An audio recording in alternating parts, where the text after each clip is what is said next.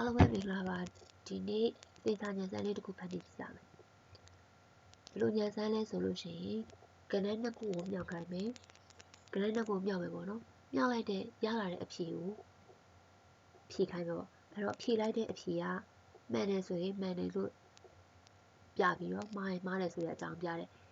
ဉာဏ်စမ်းလေးတစ်ခုဖတ်နေကြမယ်ပေါ့နော်အဲ့တော့ကဏ္ဍနှစ်ခုဖတ်နေကဏ္ဍနှစ်ခုမြောက်ခိုင်းမယ်ဆိုတဲ့ကြောင့် variable ရွေးမယ်variable ထဲမှာ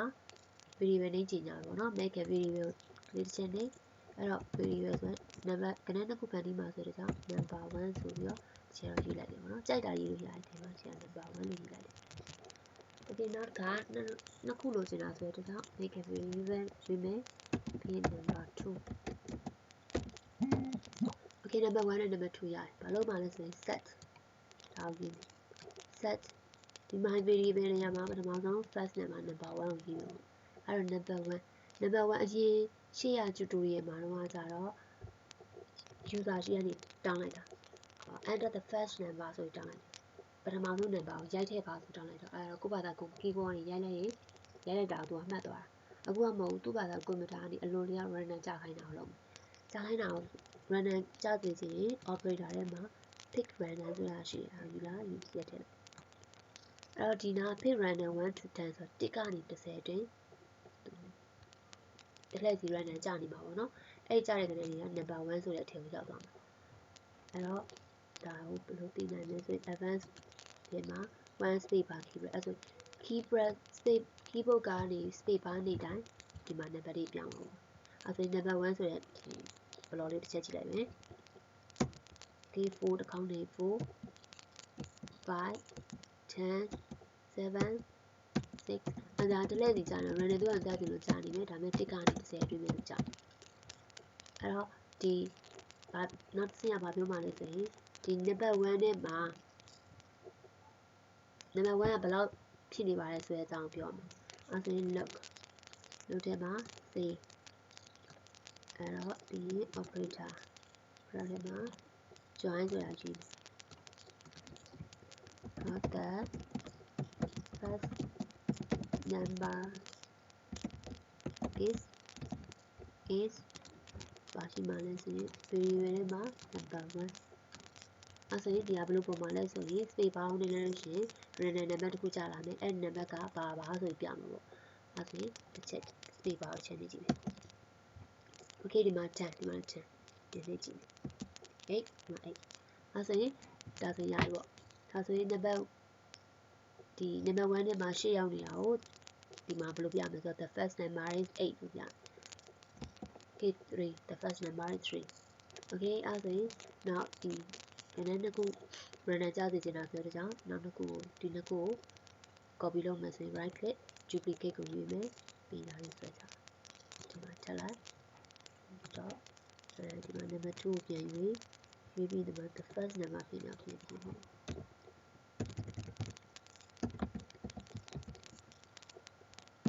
second number ဒီ number 1မဟုတ် second number 2 okay ဒီနောက်အဖြစ်ဘယ်လိုပုံမှန်လဲဆိုတော့ the second number is ဆိုပြီးပုံမှန် okay ဒါဆို save ပါနေကြည့်မယ် the first number is 10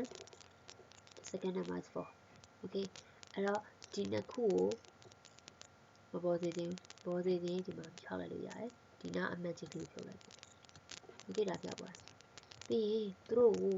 မြောက်ခိုင်းပါဆိုတဲ့ကြောင့် variable တစ်ခုထပ်ဖန်နေမယ် product ဆို variable အဲ့ဆို make a variable product product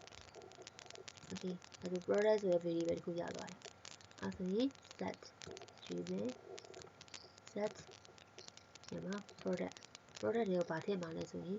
ကဏ္ဍနှစ်ခုမြောက်တဲ့ဟာထည့်မှာပေါ့အဲ့ဆိုရင် operator ထဲမှာဒီမှာမြောက်တဲ့ဟာရှိတယ်မြောက်တဲ့ operator ရှိတယ်အဲ့ဆိုရင် variable မှာဘာနဲ့မြောက်မှာဆိုတော့ number 1နဲ့ number 2နဲ့မြောက်မယ်မြောက်တဲ့ result ကိုဒီထဲကိုထည့် product ထဲကိုသွားထည့်မယ်အဲ့ဆိုရင်ဒီဘေးကဟာလေးချက်ကြည့်အောင် space bar နဲ့မယ် first number 3 second number 8အဲ့ဆိုရင်3 8 24ပေါ့24အဲ့ဒီ24ကိုလည်းဒီဟာကြီးနဲ့ဖြောက်လိုက်မယ် product Okay, so the channel is 3 pound name. First number is 6. Second number is 6. Product block. Product ဆိုအဖြစ်မမြင်ရတော့ဒီမှာမြင်ရမယ်ဒီမှာ product. Okay, အဲ့တော့ဒီ product ကိုဖျောက်ထားတယ်။ဖျောက်ထားတာဘာလို့မှလဲဆိုတော့ user ရှိကနေပြီးတော့ဒီ product ကမြောက်ထားတဲ့အဖြစ်ကဘယ်လောက်လဲကိုမေးမယ်ပေါ့နော်။မေးမယ်ဆိုရင် look ထဲမှာပြန်သွားမယ်။ I'm sorry, look no.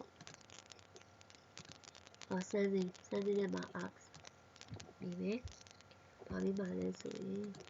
ဒီမြောက်လိုက်တဲ့တန်ဖိုးကဘာလဲဆိုတာမေးမယ်။အဲ့တော့ detail ထည့်မယ်။ဒီမှာဘာရေးမှလဲဆိုရင်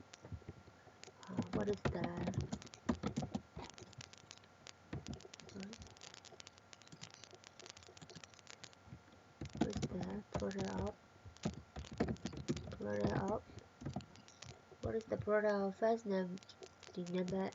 number 1နဲ့ number 2မြောက်တဲ့ result ဘာလဲဆိုတာမေးမယ်။အဲ့တော့ဒီမှာလိုသေးတယ်နော်ဒီမှာ join ထပ်ထည့်လိုက်ထည့်မယ်ထည့်ပြီးဒီမှာ operator မှာ number 1 and number 2ဆိုတော့ဒီမှာနောက်တစ်ခုထပ်လို့သေးတယ် operator ထဲမှာ join ထပ်ထည့်အဲ့တော့ဒီနောက်မှာ and number 2ဆိုဒီနောက်ပါထည့်မယ်ဆိုတော့ဒါလေးထည့်တယ် number 2 okay ဘယ်လိုပေါ်လာမလဲဆို space bar ကိုနှိပ်မယ် the first number is 9 second number is 5ဒီမှာ what is the product of 9 and 5 9နဲ့ 5နဲ့မြောက်ထားတဲ့အဖြေကိုမြင်9နဲ့ 5နဲ့မြောက်ဘယ်လောက်လဲပေါ့အဲ့ဆိုရင်ဖြည့်ရတော့မယ်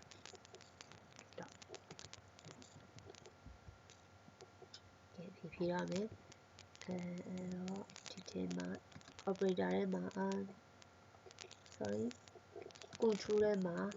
ဒီဟာကြီး if else ဆိုတာရှိတယ် if else ဆို plot ပြီလားယူလာပြီးသွားလို့ရှိရင် answer နဲ့စစ်အောင်အဲ့ခုနကဒီမှာမေးလိုက်တော့ဒီမှာဘယ်လောက်လဲဆိုပြီးတော့အဖြေဖြည့်ခိုင်းတယ်အဲ့တော့အဖြေကိုဘယ်လိုစစ်မလဲဆို operator ထဲမှာ equal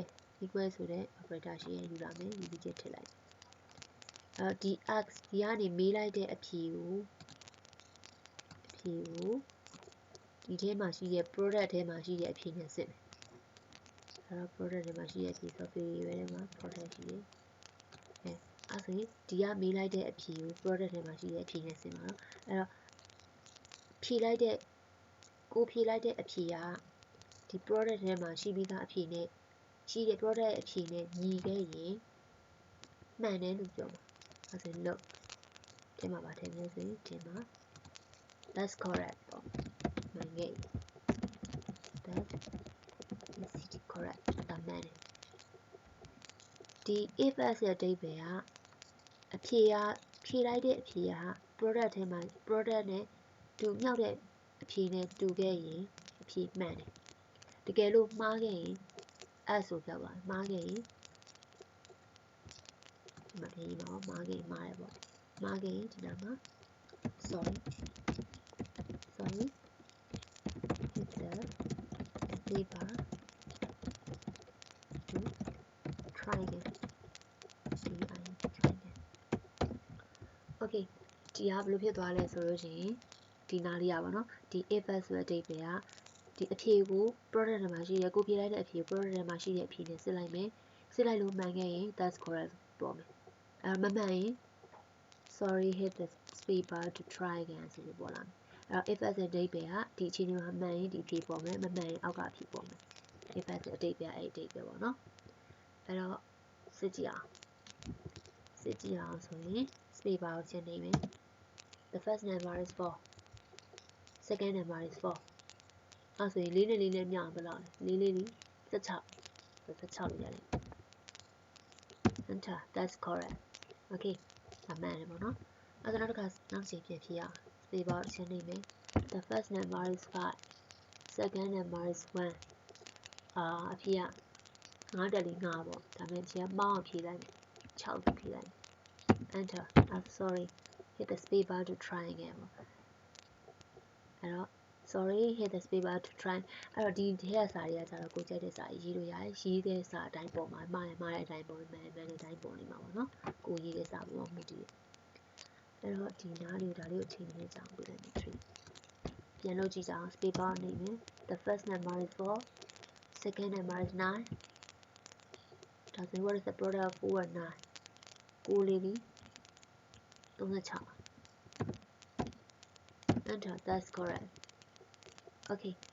အဲ့တော့ဒီနားမှာခုနဒီနားလေးမှာ number 1နဲ့ number 2ကကဏ္ဍလေးနဲ့ကတ်နေအဲ့ဒါကို